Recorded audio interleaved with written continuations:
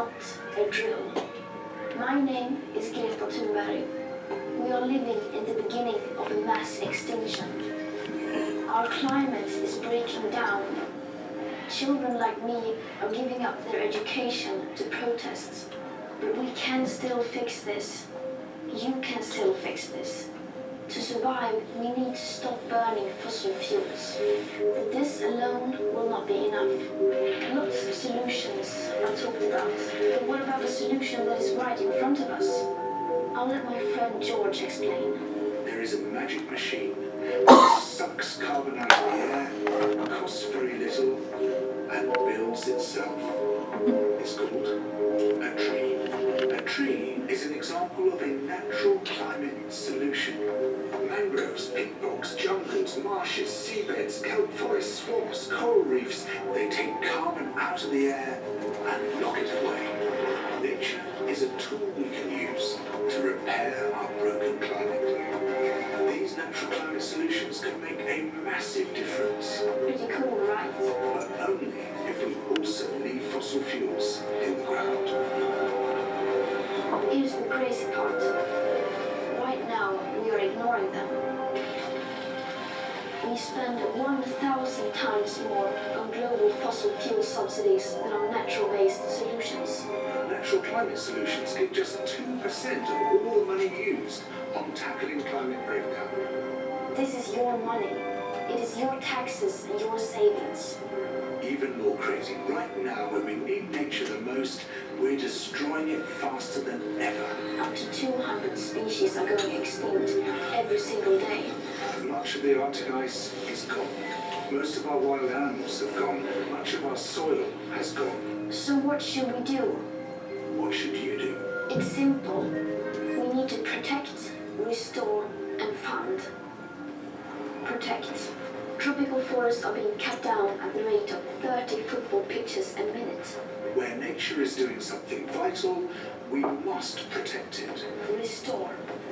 Much of our planet has been damaged. But nature can regenerate, and we can help ecosystems bounce back. Fund. We need to stop funding things that destroy nature and pay for things that help it. It is that simple. Protect, restore, fund. This can happen everywhere. Many people have already begun using natural climate solutions. We need to do it on a massive scale. You can be part of this. Vote for people who defend nature. Share this video. Talk about this. All around the world, there are amazing movements fighting for nature. Join them.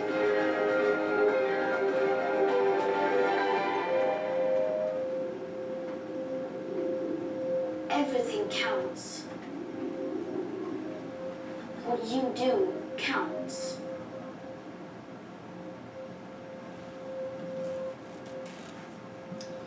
Perfect. So it's just a great opportunity to be able to borrow a tiny bit of inspiration from Greta and George Monbiot, who are exceptional advocates for nature. And the video is perfect because it really sets up exactly why Bush Heritage exists. We exist to provide that refuge for nature, to give nature a little bit of room, to stop the cutting down, to restore those vital ecosystem services that these ecosystems provide us. We expand, we determine where we work that's going to be most important, and we make sure that they're resilient long into the future. We were founded in 1991 by Bob Brown, who also founded the Wilderness Society in Australia and a number of other environmental movements. And he puts it really simply that Earth is the only planet which supports life, and it's the only planet on which we can survive. Our bodies, our minds are fashioned by it, our hearts resonate with it. Our physical health is reliant on nature, clean air, clean water, breathing air, all of those sorts of things, but also our mental health. You know what it's like when you go out into a forest and the sounds and the stress of the city just fall away, and you get to bathe in the beauty of even a grassland, a woodland, a stream, anything, when nature is taking course and all the intricate and exquisite relationships between the species that make up that ecosystem are thriving. This is incredibly important in Australia, partly because we are one of 17 megadiverse countries across the world. Those 17 countries protect 70 or hold 70, some of them don't protect 70% of the world's biodiversity. So it's very important that we're making room for Australia's biodiversity in particular. The other reason it's particularly important is the endemism, the level of endemism in Australia. So the number of species that are only found in Australia. And when we look at birds, that's about 46% of our birds are only found in Australia. It doesn't sound like a very high number, but actually as far as birds go, that is one of the highest numbers across the world. 46% of our birds are only found there. Then when we start looking at the species that don't move so well across continents, amphibians, flowering plants, reptiles, we're up to over 90% are endemic. If we lose them from Australia, they are lost from the globe, and there's no rescue centre. You know, there's no way that we can just grab them from somewhere else and bring them back. The marsupials, because of the late separation of Gondwana, we have a few in South America, but really the vast majority of marsupials are hanging out in Australia. So one of those species, in the top left of the pictures there, is an eastern barred bandicoot, found in the southeast of Australia, and that is now extinct in the wild. There are some fantastic programs, breeding programs and rewilding programs that are trying to bring them back into the wild. But those efforts are incredibly expensive. You know, to wait until a species gets to that point and then try and bring it back from the edge of extinction is just incredibly expensive. And by the way, it doesn't work. So the bramblecay melames is actually the first species that we can decidedly say has gone extinct because of climate change. The rising sea levels on its Great Barrier Reef island rose so much that it was a ground-dwelling rodent on one of the Great Barrier Reef islands, and it was completely inundated. It could no longer live, it could no longer burrow into its ground, and it died out. We made the decision, actually, not to take them into a captive breeding program because it would have no habitat. There was simply nowhere for it to go. We didn't act early enough to conserve that animal's habitat. The swift parrot is in rapid decline in the middle left there. We have a number of habitats that are appropriate for swift parrot feeding, but the breeding grounds are really specific, and it follows a very specific migratory route through Australia. That all comes from the breeding grounds down in Tasmania and a couple of other very specific areas on the mainland. We provide refuge and we provide those stopping off points in that migration, but unless we start protecting those breeding grounds now, we're in serious trouble. And some of these breeding grounds look a little bit like this. This is one of the most rapidly disappearing ecosystems in Australia. And generically, it's a grassy box woodland. So it's mostly eucalyptus trees with good, complex native grasses that are less fire prone than a lot of the invasive grasses that are coming into the country. And they house precious, gorgeous, amazing orchids. You know, it's a really, just even the bacteria and the grasslands under these eucalyptus trees are an incredibly complex, wonderful ecosystem in and of themselves. And one of the things that helps that survive are mycorrhizal fungi. And the mycorrhizal fungi have an incredible property in that they change the way water works across the landscape. In a laminated soil without fungi, where it just becomes completely solid. So when it does rain, the water just runs right off, nothing penetrates. Whereas when you have grasses, and particularly the mycorrhizal fungi, it penetrates right down and it changes the way that hydrology works in the soil. That leaves room for many different smaller plant species, and particularly those orchids. One of the things that helps the mycorrhizal fungi is the digging animals, the little animals like bilbies, which I think I have a picture of in a minute, but they fit into what we call the critical weight range. And the critical weight range mammals of Australia are the animals that are just 1 or 2 bite size, just perfect for cat and fox. And as cats and foxes have spread throughout the country, particularly cats, foxes sort of stop in the bottom 2/3 of the country. It's too hot for them up north. We have lost those critical weight range mammals. We've lost them. Some species are extinct, obviously, and some are down to, we've lost 90%. That has a profound impact on the ecosystem. So not only we a profound and important part of the ecosystem, bless you, we're impacted by the ecosystem. There's a codependent relationship with every species in there. As soon as we lose those critical weight range mammals, that has a profound impact on the soil, which decreases the quality of the habitat, which decreases the ability to maintain critical weight range mammals and everything. So you see where I'm going.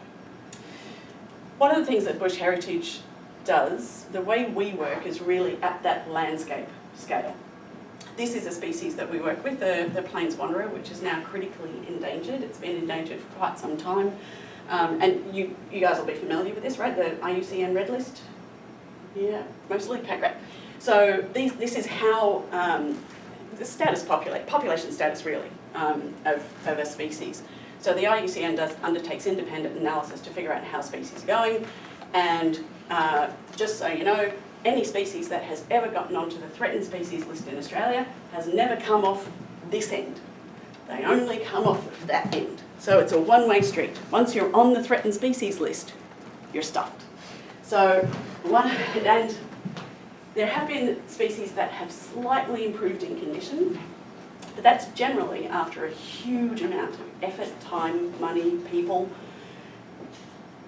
And I think it's because, and it's not just Australia, the world does this, we wait until a species is endangered to prioritise action on it. And this is where I get into a little bit of trouble, because I don't care about threatened species, which is not quite true. I don't care any more about threatened species than I do about other species. I don't think the most important thing about an animal is how many there are left. That is not how we should be looking at these species. We should be looking at how they interact in the ecosystem, how dependent we are on them, and by we, I mean every other species in the world, and acting early. So we do work with a number of different organisations who are breeding up and releasing and regenerating areas for plains wanderer. The role that bush heritage plays has been basically acting early, employing the precautionary principle and protecting as much of that animal's habitat as we possibly can, just to give them a home. And we do have a number of reserves that keep plains wanderer on the reserves. They're really hard to find. We did find 3 in our last bulk matter survey, which was fantastic, and we're now employing some technology to make sure that we've got heat sensing. The thermal imaging cameras are really helping, because these guys just look like little rocks. You know, you can walk right past them and they'll go, you wouldn't see it. They're amazing. But we're really proud of the work that we're doing on plains wanderer habitat, and the fact that they're coming back of their own accord is telling us that we're doing a good job in maintaining and minimising the threats in those areas. So this is where we work. As I mentioned, we're one of 17 megadiverse countries in the world, and that means that there's an awful lot of work to do. So at the moment, we manage about 11 million hectares, which in acres is nearly 30 million acres around the country. We own some of that, but the vast majority of land that we work on is Aboriginal land. And I'll tell you a few more stories about that in a minute. But fundamentally, Bush Heritage recognises that when we're standing on Australian soil, we are standing on Aboriginal ground. So whether we own the land, or Aboriginal people own the land, or farmers own the land, we recognise the traditional owners of that area, and we work really concentratedly with them. Each red dot is a reserve that we own by white man's law. Each of the blue dots, generally at the top, although we've got a couple down here as well, are Aboriginal partnerships where we work for the Aboriginal people on their land, trying to help them conserve their conservation and cultural values. And then the green dots are regional partnerships where we might partner with farmers or other landholders to improve biodiversity outcomes on their land. So just to give you a couple of specific examples, and I'll go into a few and a bit more. This is a golden bandicoot, and that is the perfect example of critical weight range mammal. It is just absolutely bite-sized, they're really tasty, they're kind of chunky, they've got a big bum. That's perfect for a fox, you know, and they're also in the way of Australian critical weight range mammals. Firstly, they look a little bit like rocks with tails, and sometimes the tail is a little bit longer and the ears are a little bit bigger, but really they're still just rocks with tails, and there's very little difference between them. They're also relatively naive because they haven't adapted, they haven't evolved with large predators in the mainland. So when a fox comes up to a golden bandicoot sort of go up and go, "Hi, you're new. Can I show you around the neighbourhood?" And 2 chumps later and he's gone. However, we do have a stronghold working with our Aboriginal partners up in the Kimberley. Oh, you can't see that. Up in the Kimberley, which is this top area up there.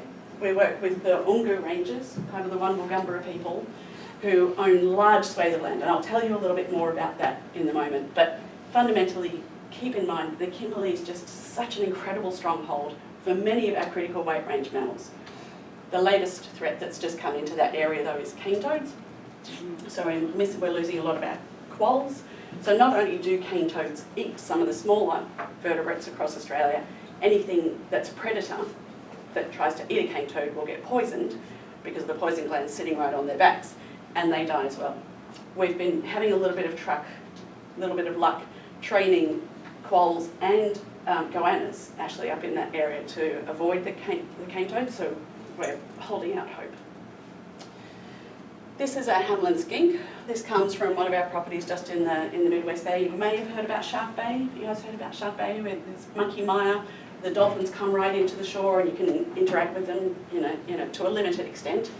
And just right on the edge of that is our Hamlin Reserve property. And you can stay there, and it's a lovely little outback rangeland, dry sort of property. We bought that when it was a farm. It was a working farm. We took the goats and the sheep and the cattle off, and it has bounced back. It is just absolutely amazing. So one of the things that we're doing is monitoring this Hamlin skink, which was, again, right down to quite critical levels. We're not managing that population, but we're using that animal as an indicator of how well we're managing that land. And the populations are increasing. We've now got a PhD student on that to try and figure out how we can best use that information. And the same thing with Carnaby's cockatoos. So just down in the southwest region down here is a haven for a lot of the black cockatoo species, but particularly the Carnaby's cockatoo, which is an endangered species, and it's rapidly running out of habitat. One of the things, the other very human thing I think we do is go in to a diverse, lush, interesting, thriving ecosystem and go, great, this must be really fertile, let's knock it all down and I'll plant my crops there. Diversity comes from adversity. In the vast majority, the same is true here, down in the southwest, which to call this stuff soil is just over-ambitious. It is sand. It doesn't have any nutrients left. It's had so much rain over the last however many hundreds of thousands of years, all those nutrients have washed out into the sea. So to try and grow anything here is absolutely impossible, yet it looks glorious because it has the greatest floristic diversity in the world. The reason it has greatest floristic diversity in the world is because every single new species of plant is trying to find its own little niche to get its bit of nutrient to be able to survive. So this has been, the landscape we're working in has really been cleared to try and grow crops. But then farmers often walk off those farms because they can't make a profit because it's terribly infertile.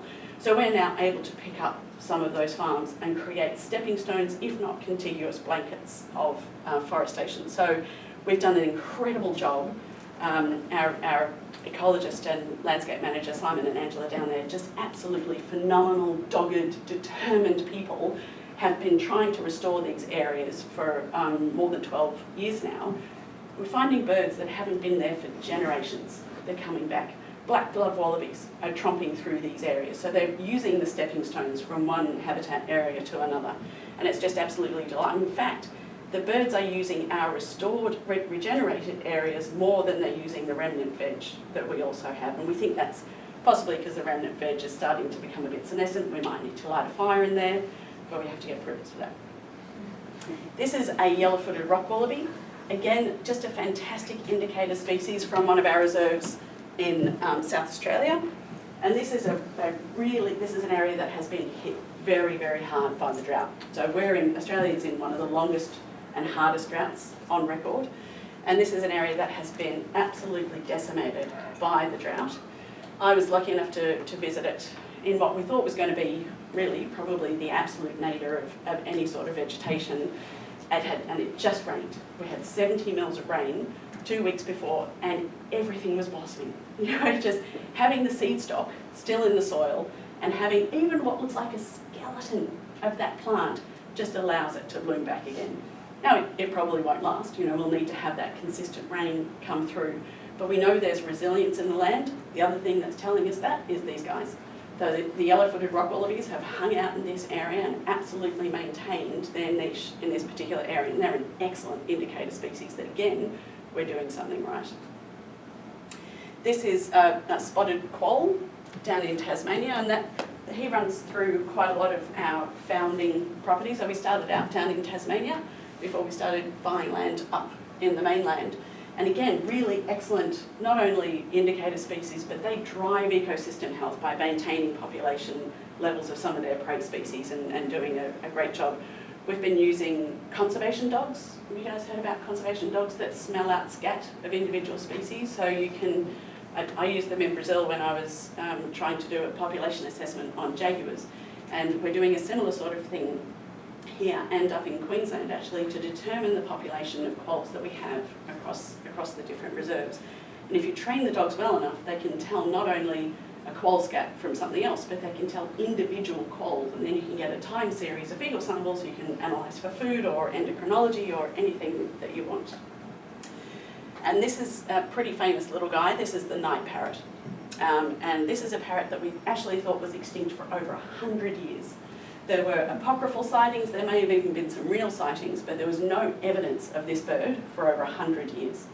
So John Young, a natural historian, found the first bird in over 100 years and was able to locate that population. Bush Heritage went and snapped up that property. It was a working farm, it was a cattle farm, and they were managing it well.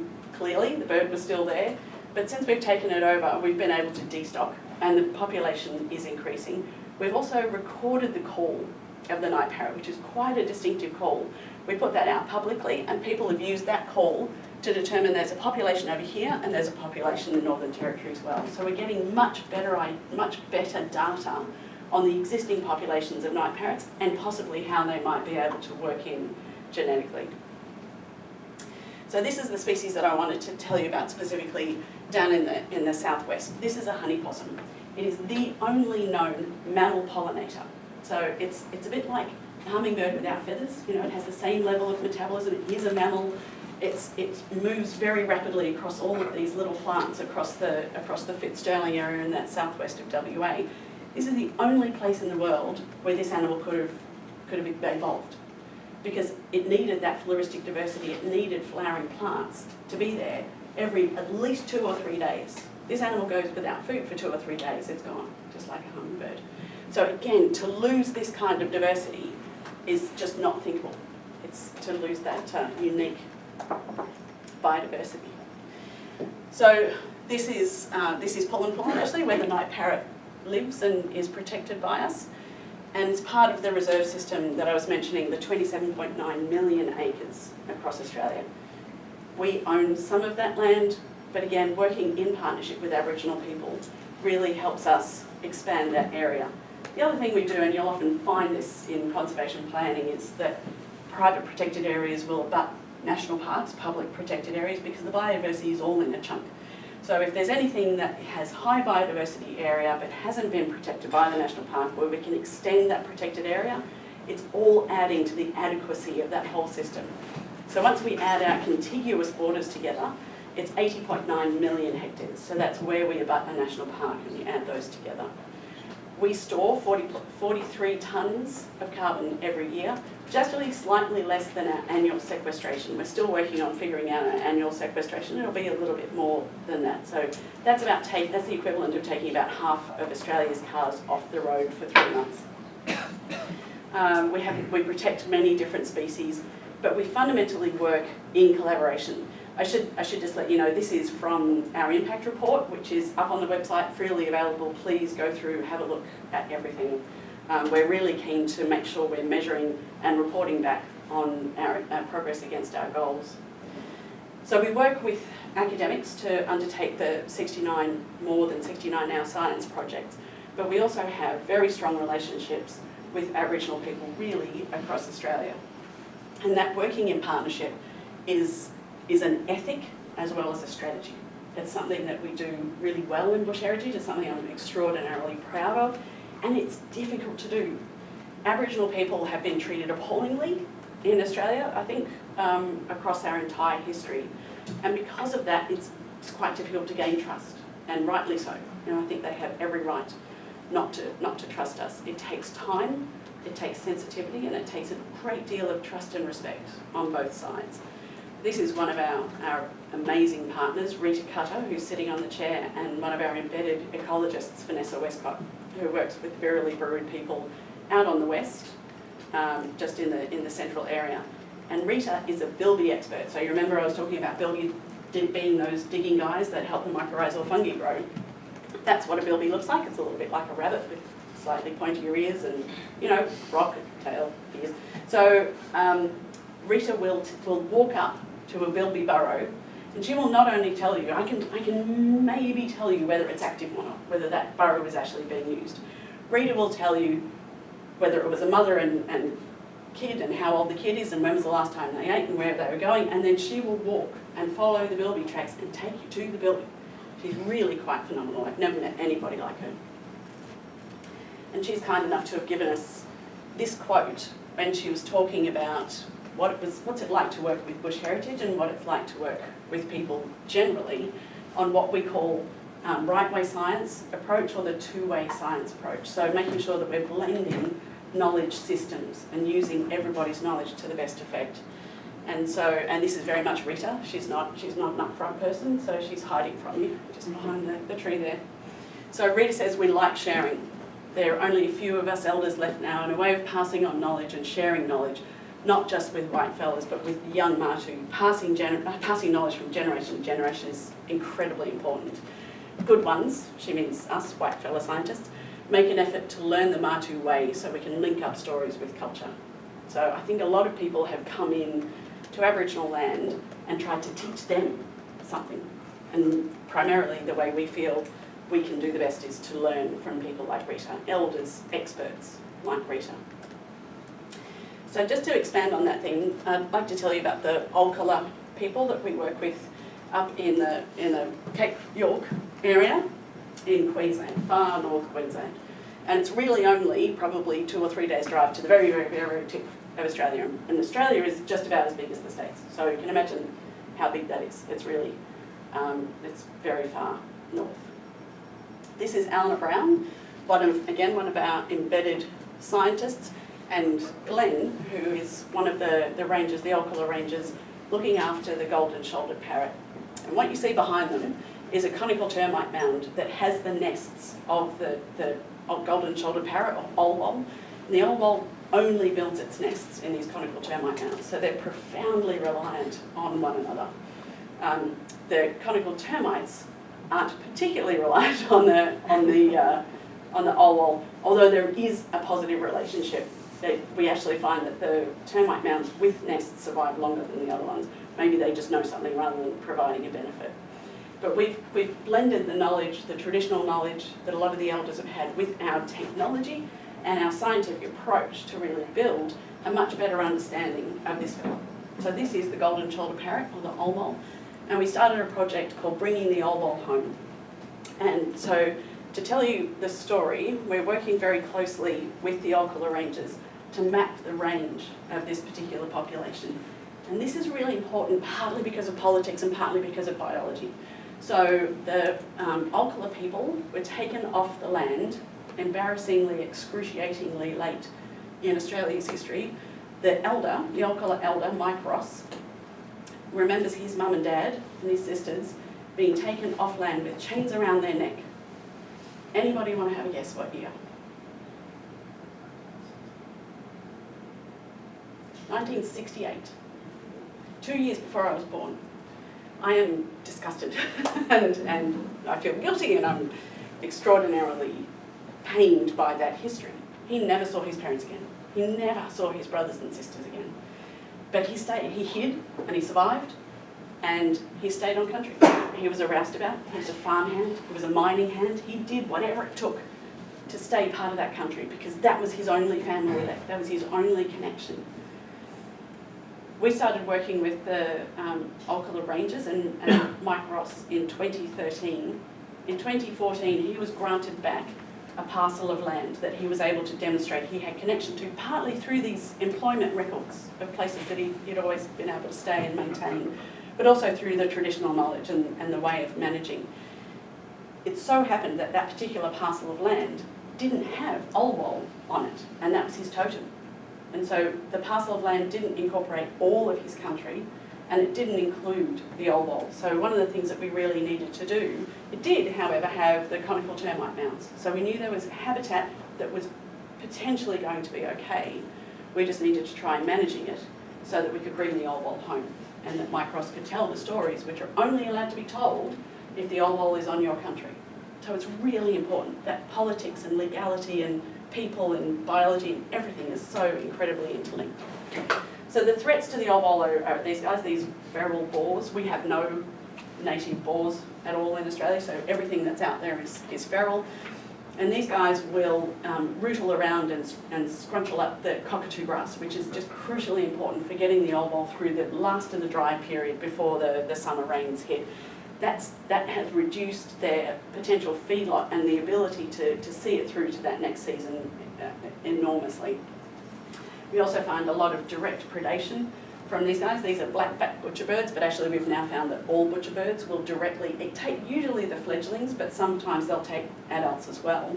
One of the things that changed when Mycorrhizal's family and all of the Alcala people were taken off country was the traditional management of those lands, generally through cool burning. So cool burning are controlled burns, small burns, that are lit during the wetter season, so that you reduce the fuel load. It also reduces woody thickening, or the growing up of a particular tree called Melaleuca viridiflora, which stays relatively small. Like they don't become absolutely enormous trees, but you do get them sort of 4 or 5 feet apart. That is the perfect ambush scenario for an ambush predator. So these birds will just hang on the side of a Melaleuca viridiflora, and as soon as they see the adults go, they'll just go straight into the nest and pick out those fledglings. And we've seen that a lot. We've also seen goannas just go straight up, and they're not so much ambush predators. They just walk straight up to a conical termite mound, go up into the nest and rip it open and pull the fledglings out. And that not only are those fledglings gone, but now that they've destroyed the nest, but that pair have probably got to start all over again. They may not have time to breed again. So this is the gorgeous Mycorrhizal, and he has a sense of humour. He's just put a grasshopper down the back of my shirt, just as the photo went. But he has the resilience of spirit and the generosity of spirit is absolutely phenomenal to me. Since 2014, since they've been granted back their land, he has worked tirelessly, and we've helped as much as we can, but really it's really down to Mycorrhizal and his ability to just manage land and people. He has now become, so you guys have recovery teams, right? You know about recovery teams for endangered species.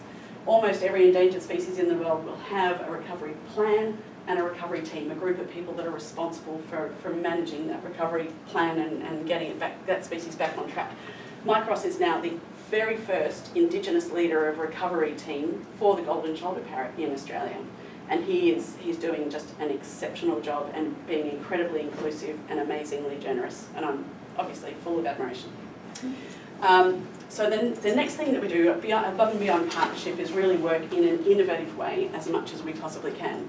We've been watching the impacts of climate change in 2 different ways. Certainly we're already seeing the impacts of climate change on our lands right now, and we've been mapping out into the future what the impacts of climate change are going